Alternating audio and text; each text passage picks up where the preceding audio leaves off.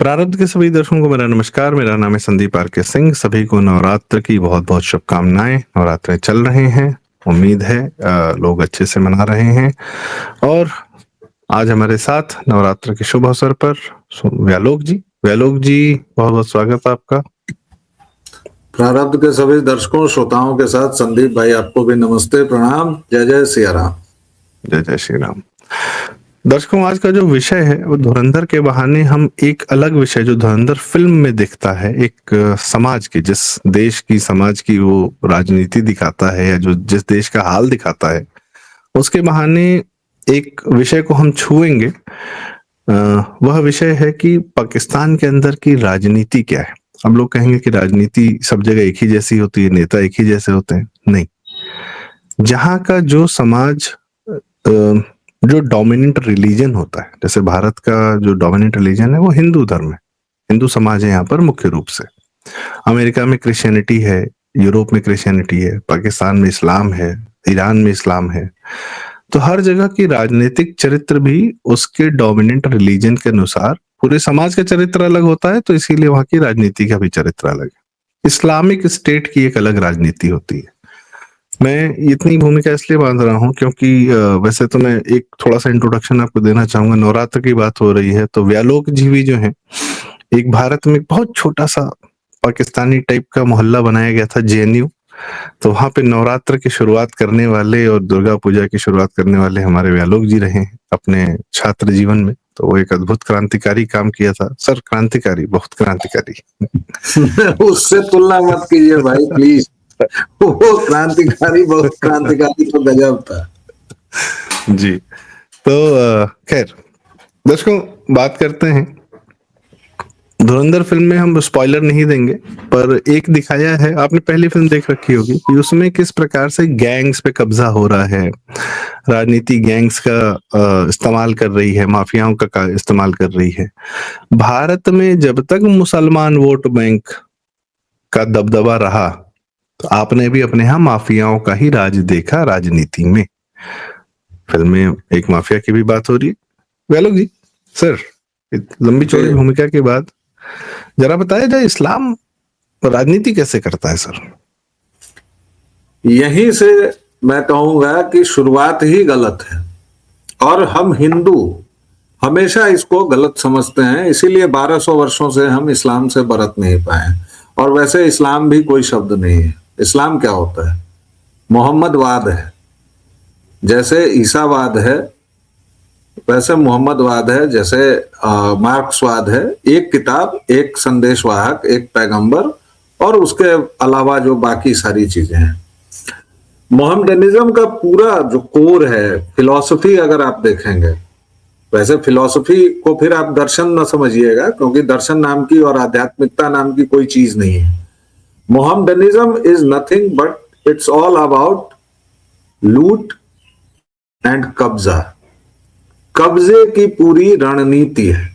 आपने कहा इस्लाम की राजनीति, मैं कहता हूं इस्लाम की रणनीति क्या होती है। आप 600 ईस्वी से पूरा इतिहास उठाकर देखिए। आपने पाकिस्तान की चर्चा की, इसलिए पहले थोड़ा उस पर चला जाता हूं मैं। पाकिस्तान और धुरंधर क्या दिखाया है कि अलग अलग गैंग्स हैं, गुट हैं। ये क्या है? कबीलाई संस्कृति है। अलग अलग कबीले थे, मोहम्मद ने सबका खात्मा किया, सबको एक में मिलाया, सबको मारा काटा, और उसके बाद एक ऐसे रिलीजन की स्थापना की जिसमें एक सत्य है, बाकी सब क्या है उसको परिभाषित नहीं किया गया। उस सत्य के अलावा तुम हमारे अगर हो, तुम दूसरे अगर हो, अस एंड अदर्स, ये इस्लाम का कोर है। अदर्स जो भी है वो वाजिबुल कत्ल है, क्योंकि उसके बाद उसकी जमीन पर कब्जा होगा, उसकी औरतों पर कब्जा होगा और माले गनीमत आएगा। हालांकि आज आपने मतलब अद्भुत दिन चुना है इस बात पर चर्चा करने के लिए। मतलब आज ईद के मुकद्दस मौके पर आपने ये बात छेड़ी है, लेकिन मसला वही है। हम लोग बार बार जो गलतियां करते हैं वो इसलिए करते हैं क्योंकि हमारी जो अपब्रिंगिंग है, हमारी जो पूरी ट्रेनिंग है, वो सनातन के हिसाब से है। तो हम ये सोच ही नहीं सकते हैं कि कोई व्यक्ति किसी दूसरे की गर्दन पर सल्ला क्यों फेर देगा।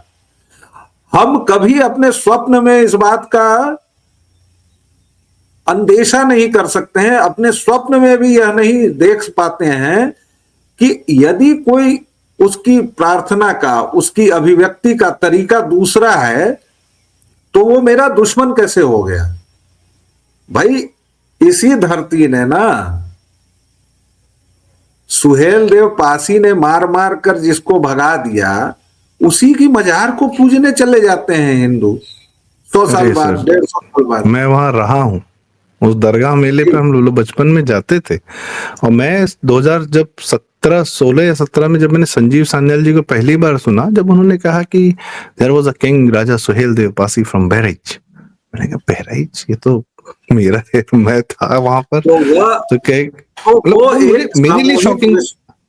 सर मेरे लिए, सामूहिक विस्मरण। मैं आपको इंटरप्ट नहीं करना चाहता वैलोक भाई, दो आप सुनिए। पॉइंट्स मैं बता रहा हूं, जी जी। 2 पॉइंट्स बता रहा हूं। एक सामूहिक विस्मरण सनातनियों की, वो जो है कि हम पर जिसने अत्याचार किया हमने, लेकिन हमारे कोर में जो है, तो हमारे घरों में भी सूफी सेंट्स घुस गए, मूर्तियां आ गई, क्योंकि हम वो हैं जो कण कण में ईश्वर देख लेते हैं। हम पीपल को पूजते हैं भाई, हम बरगद को पूजते हैं, हमारा मजाक बनाया जाता है मंकी गॉड कह के। मंकी गॉड क्या होता है, एलिफेंट गॉड क्या होता है, लेकिन हम पूजते हैं क्योंकि हम प्रकृति के साथ सामंजस्य में हैं। हम प्रकृति को और पर्यावरण को एक लय में, एक ताल में देखते हैं, उसमें निबद्ध रहते हैं, इसलिए देखते हैं। वेयर इज मोहम्मडनिज्म क्या देखता है कि मैं उपभोक्ता हूं। मोहम्मडनिज्म हो या क्रिश्चियनिटी हो, कोई भी बिब्लियोलेटरस जो भी रिलीजन है, या जो भी, या मार्क्सवाद हो, वो सब क्या देखते हैं कि हम उपभोक्ता हैं, प्रकृति पर कब्जा करना है। तो उनकी एकदम सीधी स्ट्रेटेजी है कि कंट्रोल। धरती पर कब्जा करो और मनुष्यों पर नियंत्रण करो। तुम अगर हमारे साथ हो तो तुमको ये काला पहनना पड़ेगा, औरत हो तो तीसरे दर्जे में रहना पड़ेगा, टेंट पहन के रहना पड़ेगा, और हम जो बोलेंगे वही करना होगा, वरना तुम्हारे मुंह में थूक के तुमसे जजिया लेंगे। जी, जैसे ये चीज फिल्म में दिखाई गई है कि और इस्लाम में हमेशा ये होता है कि एक कबीले का ही वर्चस्व होता है। जैसे खलीफा बनने की बात जो कही गई है, वो सिर्फ कुरैश कबीले को अलाउड है। और ये जो सिया सुन्नी का जो आपस में 1400 साल से चल रहा है, ये विरासत की लड़ाई है बस, कि कौन है असली मुसलमान, कौन बनेगा खलीफा, बस यही लड़ाई है और कोई लड़ाई नहीं है। और 1400 साल पहले वसीयत नहीं तय हो पाई 2 लोगों में, तो आज लाखों लोग, करोड़ों लोग एक दूसरे की गर्दन काटने के लिए तैयार बैठे हैं। उनके 1-2 मस्जिदों में बम फोड़ रहे हैं, पता नहीं क्या क्या कर रहे हैं। कमिंग बैक टू धुरंधर, धुरंधर के अंदर की राजनीति। रहमान डकैत हटा, रहमान डकैत और अरशद पप्पू में आपस में था जो भी लड़ाई झगड़ा चल रहा था। फिर उजैर बलोच ने, एक्चुअली ये सत्य घटनाएं हैं, आप गूगल कर सकते हैं कि किस प्रकार से अरशद पप्पू को उसकी गर्दन काटी गई। और ये मैसेज देने वाला जो इन लोग का चरित्र है ना, कि वो विभत्स तरीके से मैसेज दिया जाता है कि पूरा समाज कैसे दहशत में रहे। दहशत में समाज को रखना भी इनकी राजनीति का बहुत बड़ा अंग है। अरशद पप्पू की गर्दन काट के फिर उसके साथ फुटबॉल खेली गई। मैं वही बातें कर रहा हूँ जो ट्रेलर में या पिछली फिल्में रही, ठीक है, पब्लिक डोमेन में। मेजर इकबाल का डायलॉग है कि एक काफिर की गर्दन काट के मैंने मुशर्रफ की टेबल पे रखा था, मुरीदके की दीवार पे एक और को रखूंगा। ये भी सत्य है, मुशर्रफ की टेबल पर गर्दन रखी गई थी। वैसे कहा तो ये भी जाता है कि जो हमारे यहाँ टिप्पू जादव हैं, वो भी गर्दन मंगाए थे कन्नौज से, हम उनको दी गई थी एक मिश्रा जी की, 2004 में जब सांसदी लड़ने गए थे पहली बार। खैर, कमिंग बैक टू धुरंधर, और क्या दिखाया गया है, एक पॉलिटिशियन है, वो माफियाओं को मैनिपुलेट कर रहा है, आईएसआई उस पॉलिटिशियन को मैनिपुलेट कर रही है, आर्मी 2-4 पॉलिटिशियन रखे हुए है कि डेमोक्रेसी का एक ना मुजस्समा दिखाया जाए दुनिया को कि हाँ यहाँ डेमोक्रेसी है, चुनाव ना होता है, पब्लिक को भी लगे कि हाँ हम तो, हमारा कोई से है यहाँ पर। से किसी का नहीं है, किसी का कोई से नहीं है। जो ऊपर पहुंच रहा है सर यह भी दिखाया है कि टॉप का जो राजनीतिज्ञ है वह देश लूट रहा है और हजारा को मार रहा है, बलोचों को मार रहा है, पख्तूनों को मार रहा है, किसी को नहीं छोड़ रहा है। और अगर हजारा और बलोच अगर पावर में आ जाएंगे तो पंजाबियों को मारेंगे। तो एथनिसिटी को खत्म करना है। जो प्राकृतिक एथनिसिटी पैदा हो रही है 500 साल 600 साल से एक समाज डेवलप होता है, जैसे हमारे बंगाली, गुजराती, महाराष्ट्री, तमिल, तेलुगु, उत्तर प्रदेश में अवध और पूर्वांचल और बिहार, मतलब सबकी सभ्यताएं संस्कृति अलग हैं। इसको वो खत्म कर देना चाहते हैं और वो पाकिस्तान में कर रहे हैं, बांग्लादेश में कर रहे हैं। भाई साहब आपके नॉर्थ ईस्ट में अगर नागा हैं, मिजो हैं, असमिया हैं, त्रिपुरा के लोग हैं, मणिपुर के लोग हैं, सबकी अलग सभ्यताएं संस्कृति, तो क्या बांग्लादेश में नहीं रहे होंगे ये सब? बांग्लादेश में भी रहे हैं। गलती कर रहे हैं सर मैं कह रहा हूँ बांग्लादेश में खाली सबकी एथनिसिटी मार दी गई। तो आप फिर गलती कर रहे हैं। अच्छा सर बताया जाए जी। मोहम्मदवाद का कोर है केवल हम रहेंगे, उसको विविधता से ऐसा बना देंगे। नहीं है, विविधता नहीं चाहिए। क्यों काली कनाते हैं? उसको पूरी दुनिया को काली कनातों में क्यों कन्वर्ट करना है भाई? आप बहुत प्राइमरी लेवल का सवाल पूछ रहे हैं। अब इससे कम से कम हिंदुओं को बाहर निकलना चाहिए। आपने यातनाओं की बात की, अभी धुरंधर को लेके जो मेल्टडाउन हो रहा है, जो मवाद आ रहा है, पजामा शेरवानी, काना आयूब, अभिरास जो भी है, और वो रवीश ववीश क्या भी क्यों आ रहा है कि बड़ी हिंसा दिखाई है। अव्वल तो भाई पाकिस्तान के लोगों की दिखाई, तुमसे क्या मतलब? दूसरे तुम ही लोग कहते हो कि फिल्मों पर ज्यादा ध्यान नहीं देना चाहिए। 1999 कारगिल युद्ध बहुत दिन नहीं हुआ है, कैप्टन सौरभ कालिया की लाश इन लोगों ने कैसे वापस की थी? आंखें फोड़ी थी, कान काट दिया था, शरीर पर जलाया था, अन्य अमानवीय अत्याचार शामिल थे। दूसरी बात, ऊपर सर तोड़ा था सर, हाथ पांव काटे थे। और नहीं और सर उसके बाद ये उसी इंसिडेंट के 2-3 साल बाद वीर ज़ारा नाम की पिक्चर बनाई जाती है, जिसमें शाहरुख खान एक एयरफोर्स का अधिकारी है, गलती से पाकिस्तान की तरफ चला गया है, उसको 20 साल जेल में रखा जाता है तमीज से, प्यार से, और 20-25 साल बाद बूढ़ा करके उसको इज्जत से वहीं की लॉयर ने केस लड़ा उसका, और उसको जो है प्यार के लिए वापस कर दिया गया। ये नैरेटिव, ये शाहरुख खान, और जबकि कारगिल में 3-4 हमारे सैनिकों के साथ विक्षिप्त करके इनको वापस किया गया था। वही मैं कह रहा हूं कि हम लोगों की समस्या जो है वो समस्या हमारी है, मोहम्मदन की कोई समस्या नहीं है। उसको पता है उसको क्या करना है, वो उसी राह पर चल रहा है, उसको कहीं से कोई गलत फहमी नहीं है। गलत फहमी जितनी है वो इस विश्व के काफिरों को है। जो अल्लाह की राह पर चल रहा है, जो ईमानदार है, ईमान वाला है, उसको कहीं कोई कंफ्यूजन नहीं है। दूसरी बात, आपने कहा विविधता नहीं चाहिए, किसी भी बिब्लियोलेट्रस इसको, क्या मार्क्सवाद विविधता की इजाजत देता है क्या? सर मार्क्सवाद अभी मुद्दा नहीं है, अभी आते हैं धुरंधर की मुद्दा वही है, मुद्दा वही है, मुद्दा एक पैगंबर एक किताब ही है। सर मैं समझ रहा हूँ वो फिलॉसफी है, मैं कह रहा हूँ प्रैक्टिकलिटी में लाने के लिए एसपी असलम बलोचों को गाली दे रहा है, कह रहा है कि बलोच पे मैं भरोसा नहीं करता। पिछली फिल्म में भी डायलॉग दिया, मगरमच्छ पे भरोसा कर लूंगा, बलोच पे नहीं करूंगा। पठान, एसपी असलम क्या है, खुद पठान है, तो पठानों की बलोचों की लड़ाई चल रही है आपस में। तो ये एक दूसरे की एथनिसिटी खत्म करने का भी क्या है कि अल्लाह के लिए हमको ये खत्म करना है। एक दूसरे की ये भी तो है, जो ताकतवर है उसमें, जो ताकतवर है वो दूसरे को खत्म करेगा। अहमदिया सबसे कमजोर है तो पाकिस्तान में जेनोसाइड होगा, बाकायदा कानून बनेगा अहमदिया लोगों के लिए। और इतने अमानवीय काम है, फिर भी किसी मानवाधिकार वाले की आवाज नहीं उठती है। कबीलों की लड़ाई है भाई, और कबीलों में जो अली है, जो ताकतवर है, पठान ताकतवर है, पूरे पंजाब लॉबी ने उस पर कब्जा किया हुआ है। दूसरी बात, आपने कहा कि कुछ लोग पूरे देश को लूट रहे हैं। भाई वही सिखाया गया है। जो रहनुमा है, जो रहबर है, उसके पास सारा माल होना चाहिए। आप मिस्टर फिर से वही 10%। गलती कर रहे हैं कि लोकतांत्रिक व्यवस्था के आप अंग हैं, इसलिए आप लोकतांत्रिक तरीके से सोच रहे हैं। लोकतंत्र और इस्लाम पर्यायवाची नहीं है। 180 लोकतंत्र डिग्री और पे खड़े इस्लाम हैं। परस्पर विरोधी हैं। जहां यस। इस्लाम है वहां लोकतंत्र नहीं है।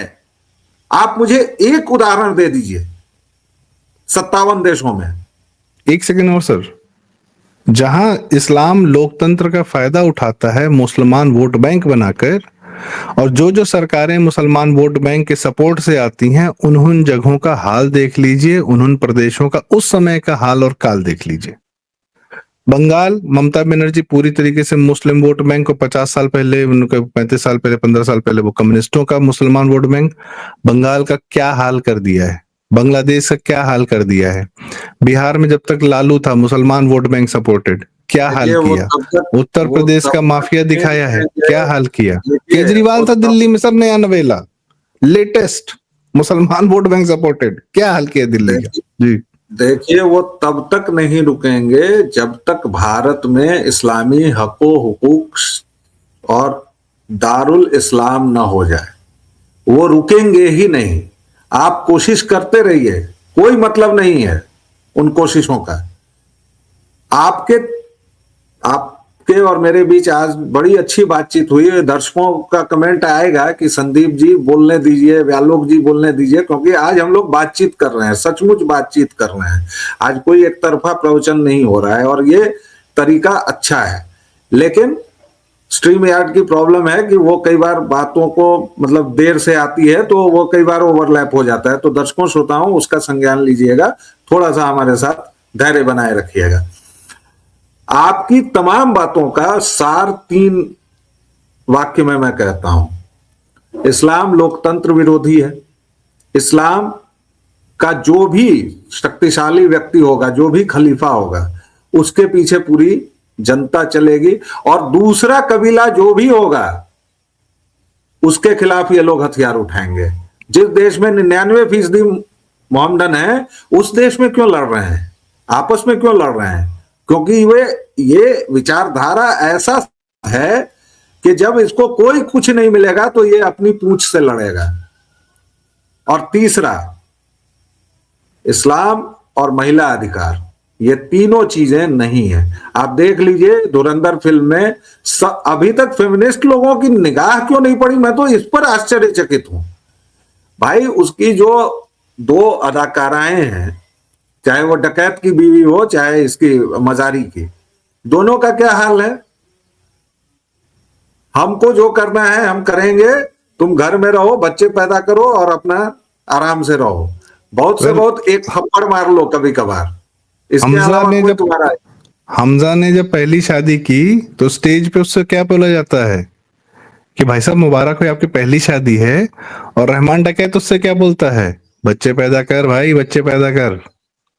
हाँ, तो ये कोर है, उस कोर को आप नहीं समझेंगे। हम लोगों के साथ दिक्कत, मैं कंक्लूडिंग रिमार्क में यही कहना चाहूंगा, अब इसको कंक्लूजन की ओर ले चलें, कि हमारी दिक्कत यह है कि हम बीइंग अ हिंदू सोचते हैं आपका जो शत्रु है वह आपके मनोभावों की तनिक परवाह नहीं करता। उसको कल मौका मिलेगा, वो आपके यहां की मूर्तियां तोड़ देगा। उसको कल मौका मिलेगा, वो आपके घर पर कब्जा करेगा, क्योंकि ये उसका एकदम ब्रेन वॉश्ड, ये उसकी सोच में घुल चुका है। उसका बच्चा बोलता है, बच्चा बोलता है ना कि काफिरों को हलाक करेंगे। कौन देता है ये सब शिक्षा? वेलोक भाई, कल एक हम बता रहा हूँ कौन देता है। पाकिस्तान का एक वीडियो है, यूट्यूब पे सर्च करिएगा आप लोग। उसमें एक बाप अपने 2-2.5 साल बच्चे को, जिसकी जबान मतलब पूरी तरह खुली नहीं है, उससे बोलता है बोलो बेटा काफिर काफिर शिया काफिर। तो बच्चा बोलता है प्यार से काफिल काफिल शिया काफिर। बाप एकदम खुश, मेरे बच्चे को मैंने क्या सिखा दिया। खैर बकरे तो उनके सामने, बच्चों के सामने ही काटना शुरू हो जाता है। कल एक वीडियो आया है कि एक हिंदू आदमी सड़क पे बैठ के आराम से अपना कीर्तन कर रहा है भगवा पहन के। पीछे एक काली कनात में मैडम खड़ी है, सब जैसे लग रहा फट जाएगी कि उसके हाँ सामने हाँ, अगर किसी उसकी आंखें, काफिर ने उसकी अपना आंखें, वो हम्म तो ज्वाला फेंक रही है उसकी आंखें, हाँ, मतलब लग बस रहा लेजर है कि निकल के जैसे। हिंदू आदमी जला नहीं दिया उन्होंने, जैसे आंखों से लेजर नहीं करता सुपर पावर टाइप। देखिए ये है ये सारी चीजें, और धुरंधर ने चूंकि बेलाग लपेट, जो बातें मैं या मेरे जैसे लोग कहते रहे हैं पिछले 20 वर्षों से, वो बात धुरंधर ने कह दी है। कोई पॉलिटिकल करेक्टनेस नहीं, कोई शांति के फाख्ते नहीं, कबूतर नहीं, कोई बकैती नहीं। जो मोहम्मदवाद है, जो पाकिस्तान है, जो भारत था, वही तो उसने दिखाया है। अतीक अहमद जो सर। था उसने दिखाया। अरे फिल्म में एक डायलॉग है सर, मैं दर्शकों के साथ साझा करना चाहूंगा, मजा नहीं खराब कर रहा हूँ, आप, मैं आपसे बस यही कह रहा हूँ, प्लीज जाके देखिएगा। मरते मरते एक मेजर कैरेक्टर बोलता है, इस्लामिक, कि हम गजवा खुरासान से उठेंगी फौजें और भारत तक जाएंगी, हिंदुस्तान तक जाएंगी और उसको लूटेंगी, और तुम्हारे मर्दों का खतना करवाऊंगा और तुम्हारी औरतों को माले गनीमत बना के बेचूंगा। और ये वो अपनी हदीस कोट कर रहा है, और यही उसका वो है, मूल है, जिसको लेकर वो पूरी फिल्म में जो है भारत में कहर बरपाने को तैयार है। और एक डायलॉग और है सर, डायलॉग भाई, कि भारत में जलता हुआ अंगार हमारे लोगों के और उनके धंधे के लिए मुफीद रहता है। मतलब भारत अगर जलता रहे तो इन लोगों का बिजनेस चलता रहता है। ठीक है, तो ये प्रॉब्लम वही है कि जो वो पात्र जिसकी बात आपने बताई, बड़े यहाँ के अजीम और शान शायर हुए हैं। और देखिए भारतवर्ष कितना अद्भुत देश है। मैं इसको भटियार खाना वैसे ही नहीं कहता हूँ, यहाँ का वो शायर था। और वो हरामखोर लिख रहा है, हो जाए अगर शाह खुरासान का इशारा, सजदा न करूं हिंद की नापाक जमी पे। और वो महान शायरों में गिना जाता है। और शाह खुरासान कौन, जिसको अभी कौन है, अमेरिका और कौन क्या नाम इजराइल, है उसका, कौन, क्या नाम है उसका? छोड़िए मैं उस नहीं गलीज नहीं का नहीं, नाम नहीं लेना नहीं चाहता। ऐसा, अरे ऐसा गलीज का नाम तो लेना ही पड़ेगा सर, ऐसे थोड़ी। नहीं मैं नहीं लूंगा। अच्छा। तो आप खोज के अपना बता दीजिएगा दर्शकों को। लेकिन जी। आप सोचिए, इस तरह की मानसिकता है, इस तरह के लोग हैं। और शाह खुरासान कौन है? वही शाह खुरासान है जिसको अभी अमेरिका और इजराइल खेला कर रहे हैं, जिसके साथ। और वो क्या कर रहा है? वो अमेरिका और इजराइल पर उसकी पहुंच नहीं है, तो वो किसको मार रहा है? आपने अपने बात को। की, अब बात कर लीजिए। किसको मार रहा है? यूएई को मार रहा है। यूएई क्या बोल रहा है कि बचने के लिए मैं अब इजराइल से समझौता करूंगा, यहूदियों से समझौता करेगा यूएई। बताइए, गुनाह सर अजीम। यहूदियों का जिक्र फिल्म में भी है सर, धुरंधर में भी है, जिक्र है। खैर सर, आपने शायरी की बात की, मैं एक, हमारे बड़े कमाल के शायर हुए, वो पाकिस्तान चले गए अमरोहा से, शायर अच्छे थे, जॉन एलिया। तो उनकी हाँ एक है, उनका एक, मतलब उनका एक है गजल, कहा जाता है कि शायरी में उनकी जमीन पर हमने अपनी शेर कही। अगर उन्होंने कोई हाँ उनके एक शेर है कि खैर उनको छोड़ देते हैं। तो उनकी जमीन पर एक हमने बात कही कि ये जो गंगा जी पर इफ्तारी कर रहे थे, तो खुजली, गंगा जी पे इफ्तारी जो कर रहा था, चिकन मुर्गी डाल रहा था, तो खुजली बहुत है भाईजान को क्या, ऐसे ही मनाते हैं रमजान को क्या, इन्हें तो कोई टोकता भी नहीं, शैतान बना दिया इंसान को क्या, सर पे टोपी रखकर दिमाग बंद कर रखा है, समझाना बेकार है इस्लाम को क्या, और हिंदू हो जाना ही बेहतर है जॉन, बचाना है कि नहीं दुनिया जहान को क्या। तो जॉन एलिया की जमीन पर ये एक गुस्ताखी की गई है। ठीक है और जी। चलते चलते, अब चूंकि आपने इतना आग्रह किया था, तो मैं आपको बताऊं कि ये उसी, हम्म मैंने जो शेर पढ़ा, ये हम्म अल्लामा इकबाल का शेर है। और 29 हम्म दिसंबर 1930 को प्रयागराज में, उस समय के इलाहाबाद में, अल्लाह आबाद में हम्म अध्यक्षीय भाषण में उसने ये कहा था। सोचिए, और उस समय अगर इसको 10 लाख लगा के और जेल में ठूस दिया होता, खैर उस समय तो अंग्रेजों का शासन था, उनके मुफीद था, लेकिन आज भी तो इसके लोग पोषक हैं, और इसी ये शेर जावेद को और माना कैफी जाता है आजमी और पाकिस्तान की विचारधारा का नींव। इकबाल। और आज भी इसके लोग हैं, रजाकार से लेके मुस्लिम लीग तक, और इस देश में चुनाव लड़ रहे हैं, संसद में जा रहे हैं, तो क्या कीजिएगा? सजदा जावेद न करूं अख्तर के हिंद के मामू नापाक। जावेद अख्तर के मामू जो है, जो मजाज लखनवी थे, वो लिखते थे कि तेरे माथे पर ये आंचल खूब है, लेकिन अगर इस आंचल से एक परचम बना लेती तो अच्छा था। और वही वो हाँ भी पाकिस्तान के मिलनी तराने भी लिखते हैं, और दारू पी के मर हाँ। गई लखनऊ में। और ये नहीं लिखा गया उनसे कि तू जो ये टेंट में चलती फिरती है, खुदा की कसम कहाँ है कहाँ नहीं दिखती ही नहीं है।